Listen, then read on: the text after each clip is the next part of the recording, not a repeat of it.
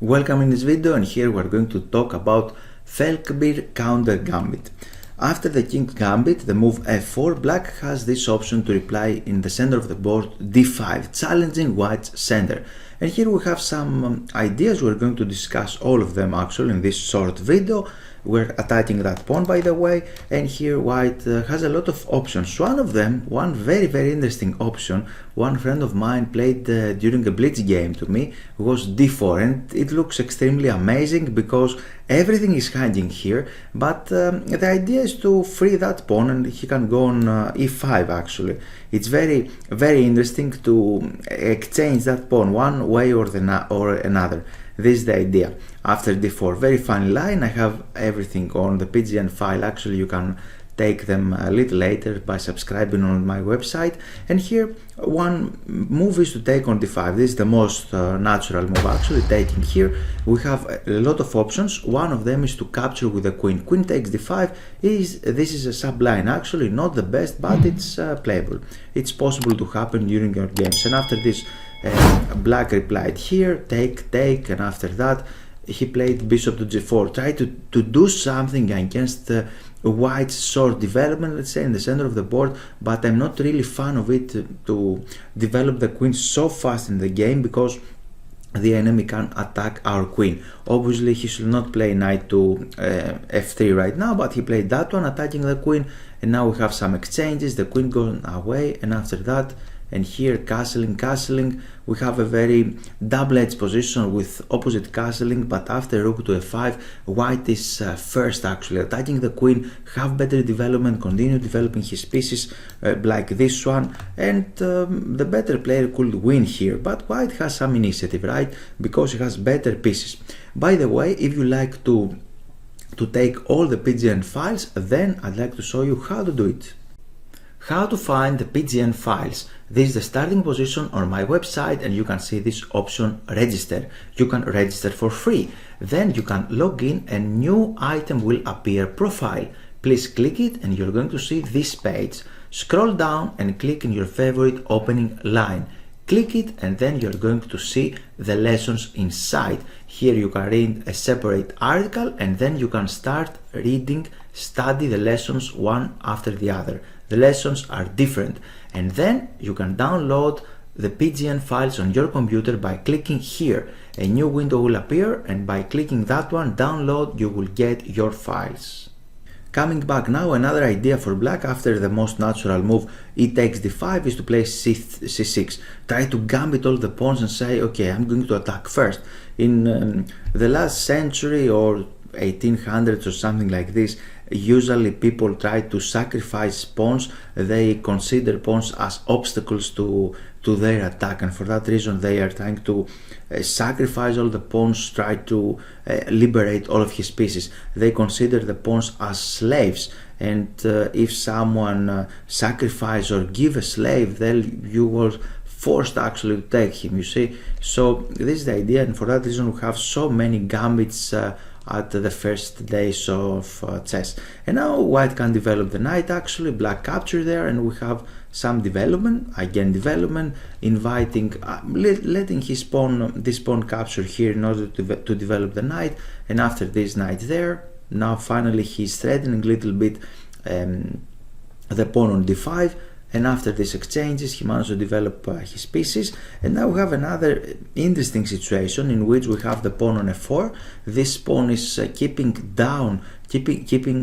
close the f line actually, so black keeping this file down, and white cannot really attack there in the f line right now. He has to take the pawn first of all, and because usually in the King's Gambit white would like to develop the bishop here and attack on f7. This is the main idea, but now the f file is closed, and after this he went here, bishop out, bishop d3 because the c2 pawn was under attack. and after castling he castled as well, and I think that sooner or later white is going to capture that pawn back. He's going to capture that pawn, so maybe if he manages to do it, he will be a pawn up. And now we have a very strong passed pawn in the center of the board. Black should blockade that pawn actually. Right now he cannot really move it, but it is in the center of the board. And after this we have that move. He played there aggressively, c3, and if your pieces start going back, this is very bad news actually, because your initiative is going to end. So he went here, and after that white is a little better here. Probably rook e8 is a playable move. He has to play something like this, but during that game he played bishop to c7, bad move actually, because he's liberating the blockade here, and after that he's chasing this bishop away, and black is better. Computer agreed to that, right? Chess openings are extremely important, and especially if you play blitz games. Do you struggle with them? No more! We have a specific and very simple solution for you. Asaf Givon and Angelo Keseris created the Chess Course, the best 10 aggressive and blitz-friendly openings. Follow the link below and grab your gift today. In the previous chapter we just seen this crazy move c6, but right now let's see this more normal structure. I'm not really fan of it with the black pieces, but again it's playable, right? We can do that. Try to keep close this file and open up the center. Try to do something in the center of the board and attack this pawn if it is possible. Here black can play that one. Of course we can take the pawn with the queen, but he can develop the knight on c3, gaining little time, and step by step white is aiming to capture this pawn back. This is his idea. But after this black played this one. It is more popular move, because the knight from d5 is protecting the pawn. It can go on h5.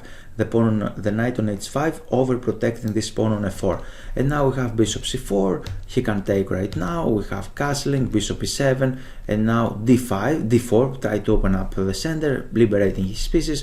Castling, take, and after that move, here white managed to recapture this pawn back. The c7 pawn is under attack and the f file is open. However, now the bishop exchange, we have exchange of the bishops. White don't have this light square bishop, so the f7 pawn should feel a little more secure. And black played this move c5, tried to open up the center, and after that he played a wrong move actually, as you can see. He played that one, and computer is screaming here that something is bad. Not so obvious to punish this during the game, and black even managed to win this game later. He went here, you see we have connected passed pawn, a lot of possibilities to play better here, a lot of free space, but step by step here black managed to win this game. He was a better player and he managed to win this one. The black player was Popovich with 2700, and with white pieces we have Korpek, if I announce him correctly, close to international master or something. But instead of queen d8, better option was to play queen to f5. Little dangerous to put the queen there against the enemy rook, however he don't have any good discovery right now, and we're threatening the bishop, so it's a little more playable line, this one. And last but not least, I'd like to show you this line, the old main line. After this, we're not going to take here, but black's main idea in this gambit is to play the pawn on e4. This is very, very, very interesting actually, and if white don't know what to do, how to handle this one, maybe he will end in problems, because black sacrificed a pawn here, and the main idea is to develop, to harm, delay white's normal development. The knight cannot go out. We're threatening to capture this pawn back. We can develop our knight here, and this pawn on e4 is extremely strong in the enemy camp. For that reason, here white has to do something like this. Immediately try to exchange that pawns, and after this we can exchange there, and we have very similar pawn structure to previously, but here we don't have black pawn but white's pawn here. And black has some compensation. After this, for example, he played that one, queen e2, bishop f5, a lot of interesting things happening during the e-file. Both kings are there, and you can see in the king's gambit we are trying to attack right now, right here. He developed the knight, and after this he has two moves actually. White has two moves, bishop d2, or bishop to e3. And the black player here, actually we have some games went like this, or other games like that. But bishop takes, queen takes, knight takes e3. We have some exchanges, more exchanges, and bishop takes on c2. Computer, you can see computer said that maybe this is the best for black, but still white has better position. After this, the bishop has to decide where to go. During the game he went on a4, and suddenly this bishop is out of the game, right? And after this check, the king has to decide where to go, and now we have knight to g5, and this is a very, very strong attack actually, because we have attack on f7 here, and the rook cannot protect it because it will leave the other pawn from the other side of the board. And white has very nice development advantage here, and Brostein managed to win this game brilliantly.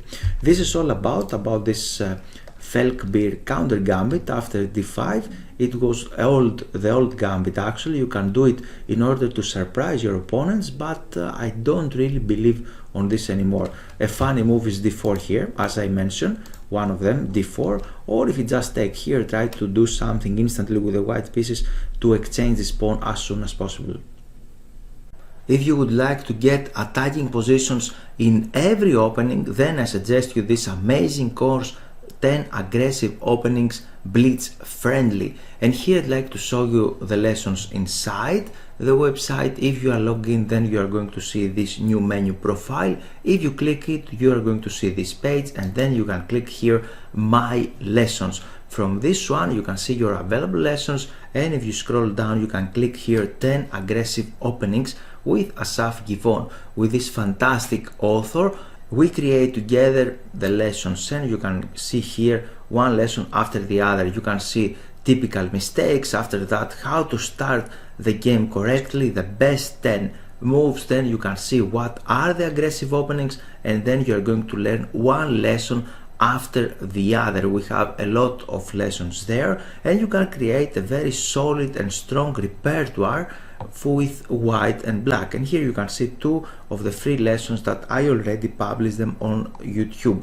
And last but not least, here you can download the PGN theory on your website. You can download the practice, the PGN files. You can see all of the games online on my website, or if you click here on practice PDF, then you can see the exercises in the PDF format, and you will be available to download this as well. You can set up these positions. You have a lot of interesting examples in each position from every single opening. I suggest you this fantastic course in order to start correctly in every single opening. Thanks for your time, and I hope you enjoyed the video. Here it's time for action. This is the initial page of my website, and here you can click Give me access to get access to free lessons. You can read this page, and if you scroll down, here you can add your name and your email. After that, you're going to take a free lesson how to avoid chess blunders. So, time for action is now, and you're very welcome to join my mail list.